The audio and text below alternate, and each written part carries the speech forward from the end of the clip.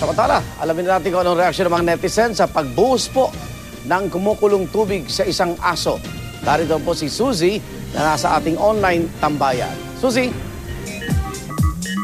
Ay, ganito nga sabi sa ating usap-usapan, lolang hinihinala nagbuhos ng kumukulong tubig sa isang aso. Dapat nga bang maparusahan? At maraming nag-comment po.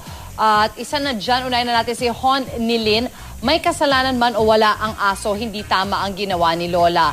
Si Henry Abiera naman, sabi niya kung mapapatunayan na siyang gumawa, dapat lang naparusahan siya. Walang overage justice system natin. At sa dog owner naman, be a responsible pet owner. Galing naman kay Joko Flores, kawawang aso, walang kalaban-laban kay Lola. Oo, dapat.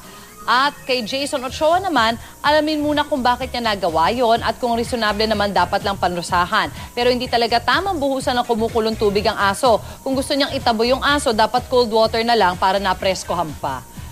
At yan ang mga kuro-kuro ng ating mga social media users ngayong umaga. Igan, balik sa inyo. Maraming salamat, Suzy.